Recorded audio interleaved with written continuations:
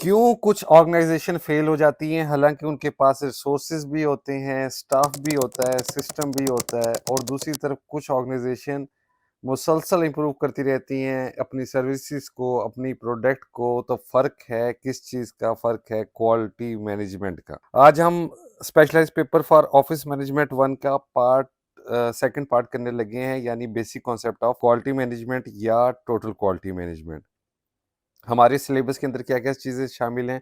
Syllabus में हमारे शामिल है ISO international standard organisation 9000, ISO 13000 and other certification regarding quality management. Second part है कि मैनेजमेंट क्या होती है, management for results, setting performance goals and targets क्या हैं। थर्ड है जी job analysis, job descriptions, job specifications, performance evaluation, programming languages. तो जनाब आपको ये 20 पार्ट का टोटल क्वालिटी मैनेजमेंट का पार्ट है जो OM1 के पेपर में आता है। तो ये कदरे आसान है बाकी चीज़ों से, लेकिन अगर आपने मैनेजमेंट साइंसेस नहीं पढ़ी हुई तो थोड़ा सा आपको स्टार्ट में मुश्किल लगेगा। मैं आपको ये बात क्लियर कर दूं कि ये जो वीडियो है ये सिर्फ एक इंट्रोडक्टरी सेशन है, जिससे आपको थोड़ा सा एक चीज़ों का हिंट पता चलेगा, सिलेबस पता चलेगा, क्वेश्चन कैसे अटेम्प्ट करना है, इस चीज़ का इल्म होगा। लेकिन इससे भरपूर तैयारी नहीं होगी, मैं आपको किसी बेकाबू में नहीं रखना चाहता। इसके बाद अगर आप इसे 6-7 या 8 मरतबा पढ़ लें तो आपकी एक अच्छी तैयारी हो सकती है। तो जनाब सबसे पहले हम बात करते हैं कि टोटल क्वालिटी मैनेजमेंट या मैनेजमेंट है क्या चीज़। देखो, total quality management is an integrated management approach aimed at continuously improving the quality of products, services, processes through the participation of all members of an organization to achieve long-term customer satisfaction। यानी अगर हम उर्दू में क्या कहेंगे, TQM total quality management एक ऐसा निज़ाम है जहां पूरी ऑर्गेनाइजेशन मिलकर हर चीज़ की क्वालिटी बेहतर बनाती है, लगातार, मुसलसल, हमेशा। मिसाल के तौर पे अगर आप इस वक्त किसी ऑर्गेनाइजेशन पे काम कर रहे हैं तो आप या तो कोई प्रोडक्ट तैयार कर रहे हैं, लेकिन क्योंकि आप सारे सिविल सर्वेंट हो तो आप कोई ना कोई सर्विस दे रहे हो। तो उस सर्विस को हमेशा इम्प्रूव करते रहना, मुसलसल इम्प्रूव करते रहना, और तमाम मेंबर्स की इन्वॉल्वमेंट के साथ जो अमल खिलाएगा वो अमल खिलाएगा क्वालिटी मैनेजमेंट। तो 3 पॉइंट्स हो गए, यानी एक तो कॉन्टिन्यूअस इम्प्रूवमेंट हो, सेकंड हो जी कस्टमर सेटिस्फेक्शन, और थर्ड है जी टोटल पार्टिसिपेशन।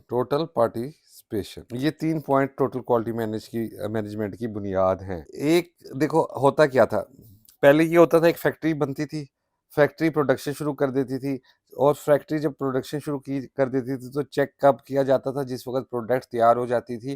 तो जो प्रोडक्ट काम की नहीं होती थी उसे डिस्कार्ड कर दिया जाता था। 1980s के 1920s के एरा के अंदर इन्होंने समझा कि हमें क्वालिटी चेक है जो वो प्रोसेस के हर स्टेप पे करनी चाहिए, ताकि एक तो हमारे रिसोर्सेज भी बचें, एक टाइम भी बचे, और क्वालिटी भी इम्प्रूव हो। फिर इसके अंदर आता है जी स्टैटिस्टिकल कंट्रोल आ जाता है फेज़ 2 के अंदर, जिसके अंदर इन्होंने मेजर करना शुरू कर दिया क्वालिटी को, और क्वालिटी कंट्रोल के एक चार्ट्स बन गए।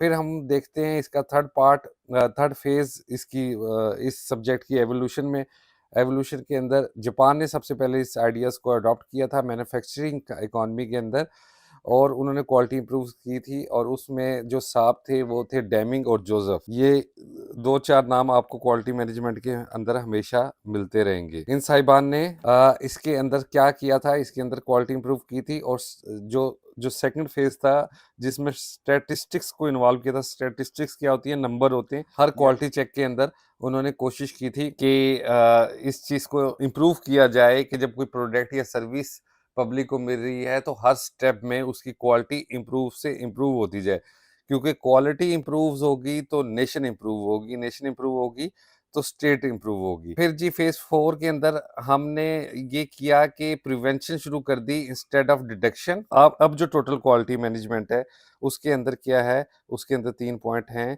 कि प्रिवेंशन, बचाओ, इंस्टेड ऑफ डिटेक्शन। प्रोडक्ट या सर्विस डिलीवर होने से पहले पहले जहां से वो स्टार्ट हो रही है उसको प्रिवेंट किया जाए।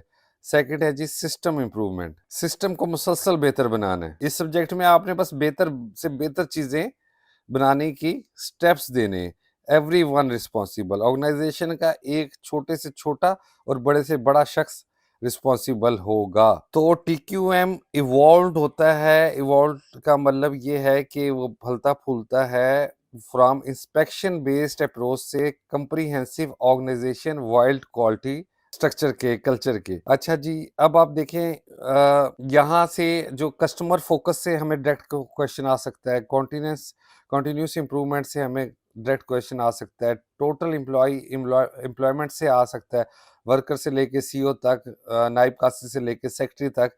क्वालिटी सिर्फ मैनेजमेंट का काम नहीं है, बल्कि क्वालिटी को इम्प्रूव भी करना है। फिर जी प्रोसेस सेंटर्ड थिंकिंग है, बैड आउटपुट होगी तो बैड प्रोसेस होगा, इंटीग्रेटेड सिस्टम आपने डेवलप करने हैं, स्ट्रेटजिक और सिस्टमेटिक अप्रोच होनी चाहिए, फैक्ट बेस्ड डिसीजन आपके हों, कम्युनिकेशन इफेक्टिव हो। टीक्यूएम का अगर हम फादर की बात करें तो जैसा कि अभी मैंने जिक्र किया था, डब्ल्यू एडवर्ड डेमिंग साहब को टीक्यूएम का फादर कहा जाता है। उनकी फिलॉसफी ने मैनेजमेंट को कम्प्लीटली ट्रांसफॉर्म कर दिया।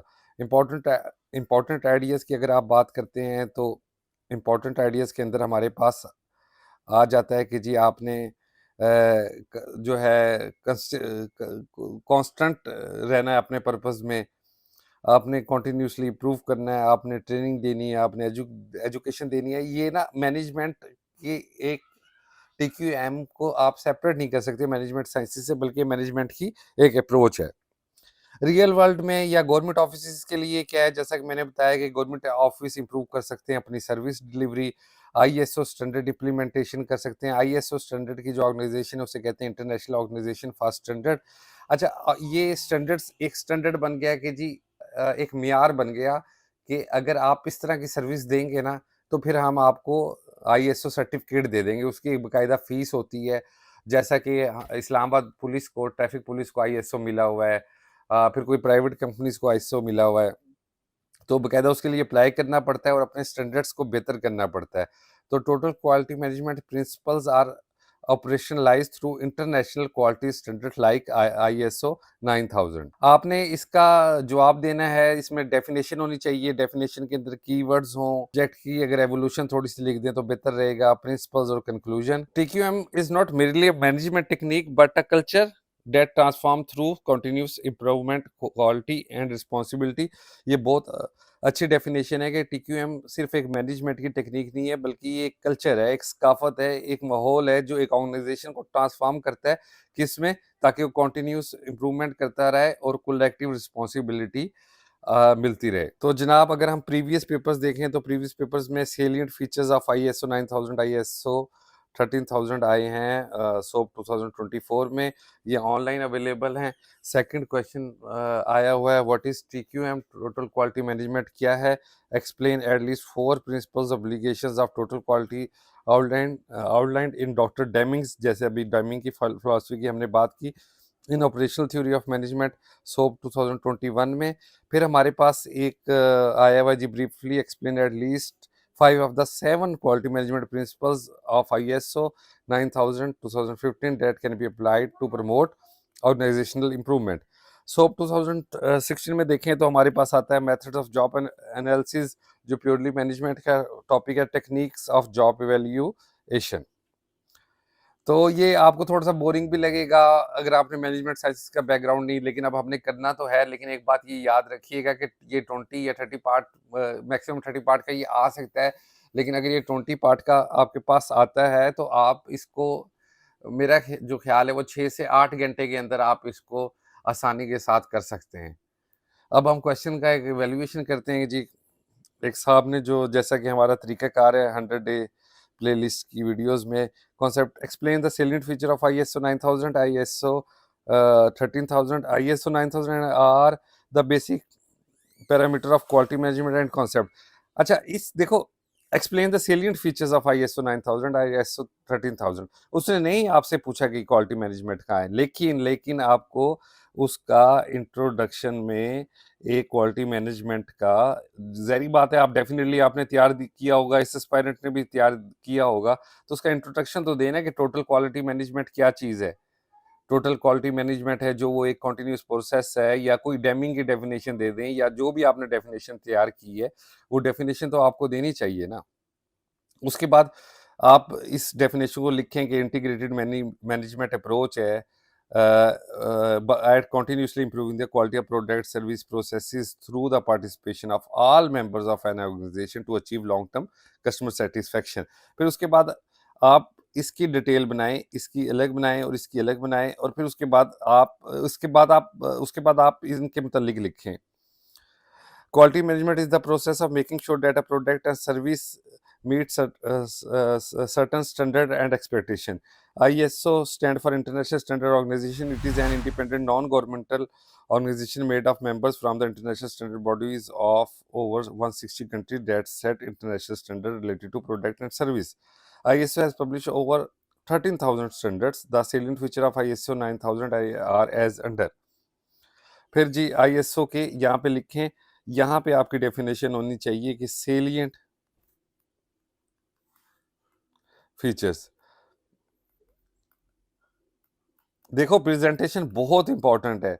जैसे हम किसी से मिलते हैं ना तो उसका चेहरा मोहरा पहले देखते हैं. इस तरह जिस वक्त किसी का पेपर आपके पास आता है ना एग्जामिनर के पास, तो वो उसका चेहरा मोहरा देखता है और ये मैटर करता है.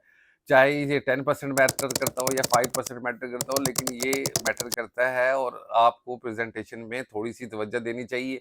डाटा तो सभी तैयार करते हैं, सभी स्टूडेंट्स ने तैयार किया होगा. तो फर्क कहाँ से पड़ता है? फर्क यहाँ से पड़ता है कि आप उसको कैसे प्रेजेंट कर रहे हो.